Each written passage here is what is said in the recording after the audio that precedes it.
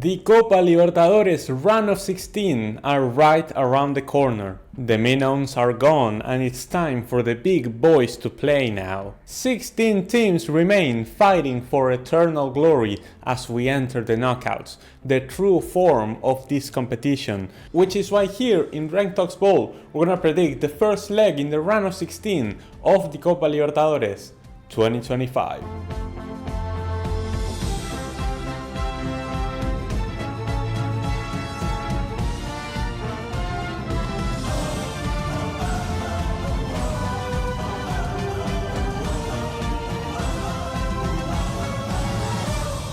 The reigning champions Botafogo made the knockouts with an unimpressive display in the group stage, and after a short adventure in the Club World Cup, they are back to defend their crown. In the US, El Fogao stunned the world by beating Champions League winners PSG, but ended up falling short in the round of 16 against countryman Palmeiras. Now they are back in the Libertadores, and despite finishing second in their group, you could argue that they were given a kind draw against Liga de Quito, who topped a group ahead of Flamengo and Central Córdoba on goal difference to make it here. Liga play in a very pragmatic way, but it has worked out for them so far, and in the Ecuadorian league they are making strides to catch the leaders Independiente del Valle.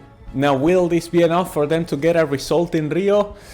I don't think so. I believe this will be a closer game than most people expect, but in the end, Botafogo will be the one to pick up the win at home. Atlético Nacional displayed their consistency in Group F, 3 wins at home and 3 losses on the road. The Colombians are off to a decent start in their local league, and with Inestrosa leading the attack, they will look to stand their ground against Sao Paulo, who, funnily enough and contrary to Nacional, had a perfect record away from home in their group.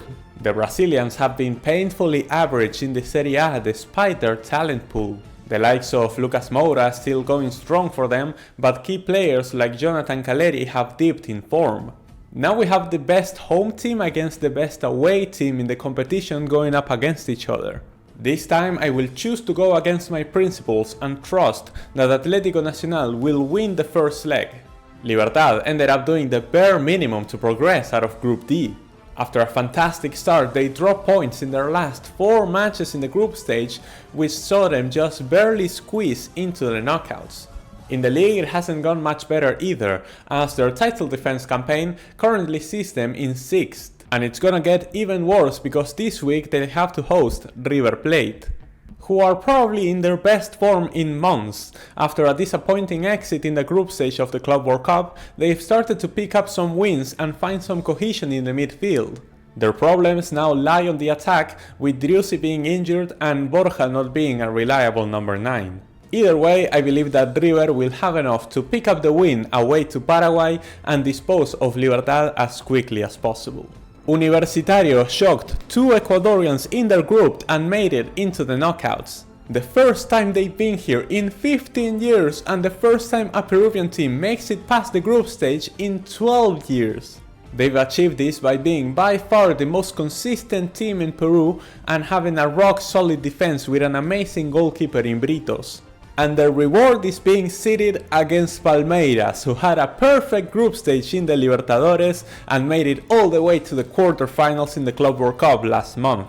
However, El Verdao are not in the best state, with coach Abel Ferreira being under pressure, and despite spending big this window, most of the transfers have not paid off yet.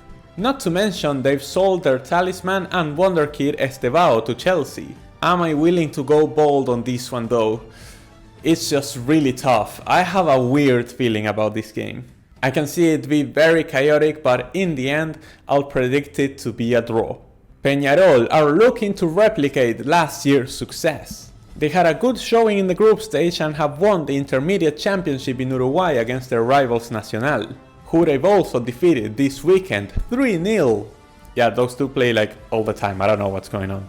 Now all eyes are on the round of 16 clash against Racing Club, who were one of the most dominant sides in the group stage, cruising past Fortaleza and Colo-Colo. However, Maxi Salas being sold to River is a massive blow to the attack and has made them deep in form at the worst possible time. This is a really tough one to call, and it's personally the round of 16 game I'm most looking forward to, as we see two of the oldest and most historic clubs of both countries going up against each other.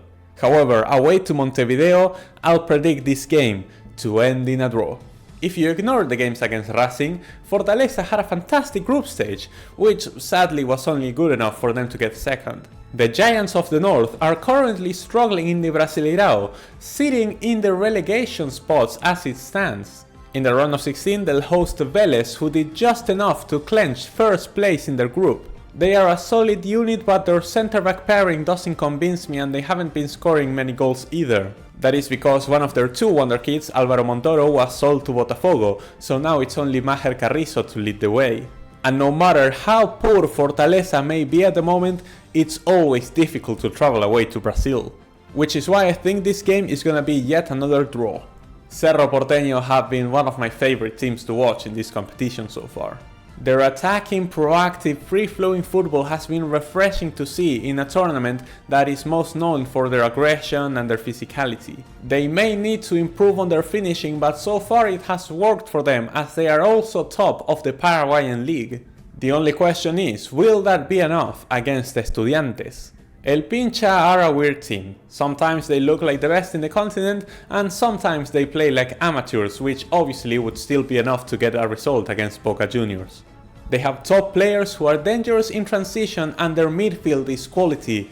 It just needs to click because they are so inconsistent both at and away from home.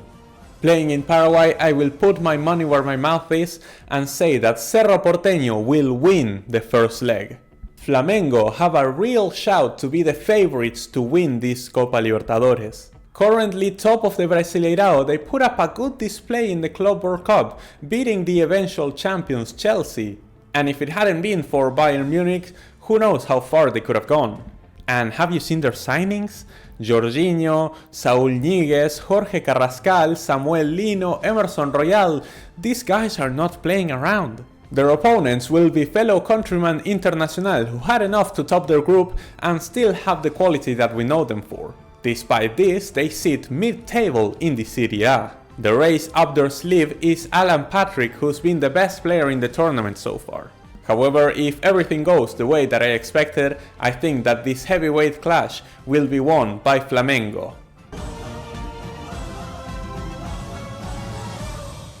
And this is how my predictions are going. The last match day of the group stage was a good one for me, with 10 correct predictions and 6 incorrect, bringing the total score to level terms, 48-48. Now the knockouts will be my opportunity to go into the positives and maybe, just maybe, still chase that record. Anyways, thank you all so much for watching. Remember to like, comment your thoughts down below and subscribe to not miss out on any more Copa Libertadores content. I'll be seeing you all next time.